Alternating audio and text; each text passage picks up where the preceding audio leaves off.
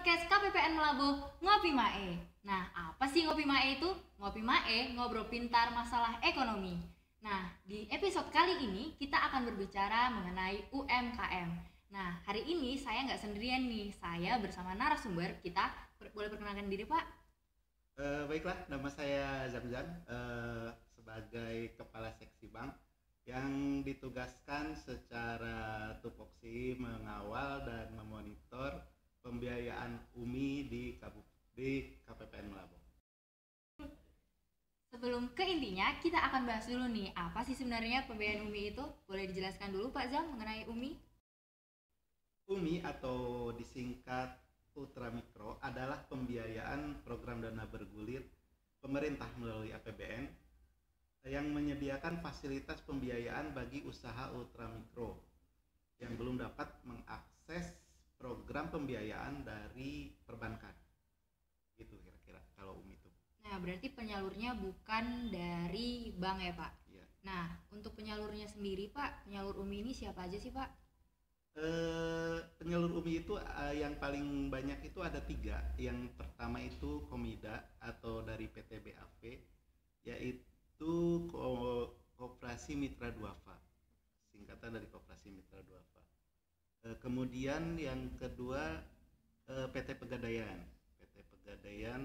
dengan program kreasi. Kemudian dari PNM yang merupakan anak usaha dari BRI atau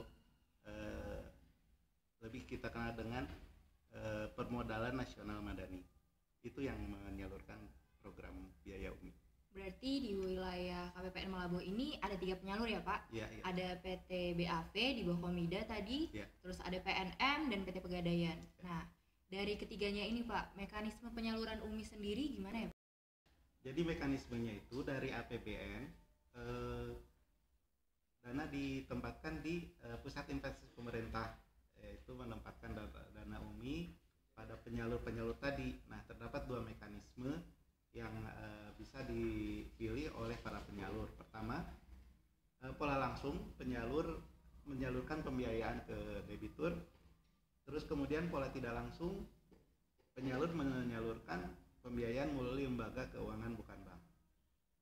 Berarti ada 2 pola ya Pak, pola Ya. langsung dan tidak langsung. Nah, untuk tadi penyalurnya dan polanya sudah kita bahas nih Pak. Nah, dari sisi debiturnya sendiri nih Pak, apakah calon-calon debitur ini yang sudah memiliki usaha, semuanya calon debitur ini boleh untuk menerima pembiayaan UMI atau ada syarat khusus Pak atau ada kriteria khususnya? Secara umum atau secara general, persyaratan khususnya tidak ada. Yang penting dia mempunyai NIK sebagai warga negara Indonesia. Yang kedua, tidak terlibat dengan pinjaman pemerintah lainnya, seperti misalnya KUR. Kemudian mungkin ada persyaratan-persyaratan dari para penyalurnya itu sendiri. Berarti ada selain 2 itu tadi, ada persyaratan lagi dari penyalurnya Pak? Iya. Nah, untuk kredit-kredit yang selain pemerintah berarti tetap boleh ya Pak? Misalkan ada kredit di koperasi lain yang bukan dari pemerintah, itu tetap diperkenankan? Bisa ya. Bisa tetap didaftarkan. Siap. Nah, untuk tujuan UMI sendiri Pak, apa nih dari tujuan pembiayaan UMI untuk calon debitur? Tujuan UMI sebenarnya sederhana, untuk menambah jumlah wirausahawan yang mendapat fasilitas pembiayaan dari pemerintah. Kemudian UMI ini menjembatani dari usahawan kecil menjadi usahawan yang bisa mengakses ke kredit bank. Itu aja sebenarnya sederhana. Berarti untuk membantu para pengusaha UMKM untuk mendapatkan modal yang lebih gampang caranya ya Pak, bisa dari penyalur. Nah, setelah itu Pak, untuk penyaluran pembiayaan UMI nih di wilayah kerja KPPN Melabuh, gimana tuh Pak? Wilayah kerja KPPN Melabuh meliputi Kabupaten Aceh Barat, Kabupaten Aceh Jaya, Kabupaten Nagan Raya, dan Kabupaten Simelu. Secara demografis, wilayah tersebut banyak dihuni oleh para pekerja non formal seperti nelayan, petani, dan pedagang kecil.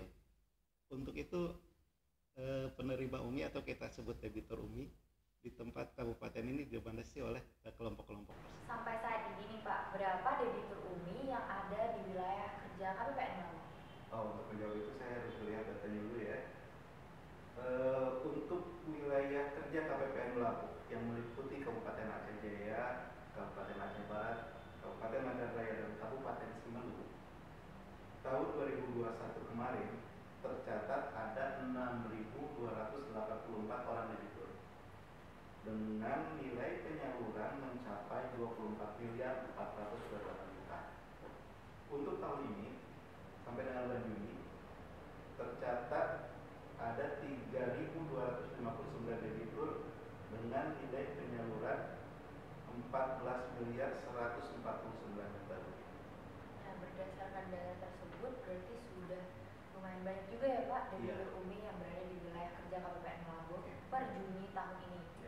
Nah, untuk tugasnya nih Pak, boleh nggak sedikit tahu sebenarnya tugas dari KPPN Lampung ini dalam perihal pembayaran UMI ini apa? Sesuai Per 25 sebagai penyempurnaan dari Per 6 tahun 2018, tugas KPPN Lampung yaitu untuk melakukan monitoring dan evaluasi untuk mengisi kecocokan data, apakah data yang disampaikan oleh para penyalur tersebut sesuai dengan data yang ada di aplikasi SIKP.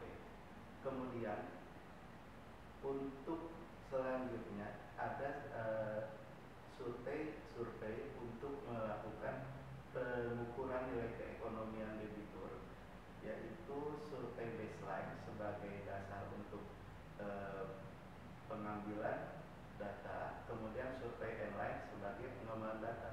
Jadi survei baseline ini di mana debitur itu memulai usahanya, kemudian kalau survei inline debitur itu apakah sudah berkembang atau malah tidak berkembang. Itu aja sebenarnya. Nah, mungkin selain dari teknisnya nih Pak, mungkin di KPPN Lampung sekarang rekan-rekan, kalau misalkan rekan-rekan bisa lihat, ini adalah pojok UMKM. Nah, di pojok UMKM ini setiap pengusaha UMKM itu boleh mempromosikan dagangannya nih. Jadi kalau misalkan rekan-rekan ada yang memiliki usaha yang ingin dipromosikan, boleh langsung kontak di Instagram kita, boleh langsung di DM aja. Jadi kita bisa promosikan juga di pojok UMKM kita. Seperti di belakang saya, ini sudah ada beberapa produk-produk dari UMKM, gitu rekan-rekan. Nah, untuk itu nih Pak, apa yang menarik atau unik dari pembayaran UMI ini? Yang namanya UMI itu adalah pembiayaan yang hanya diperuntukkan untuk UMI.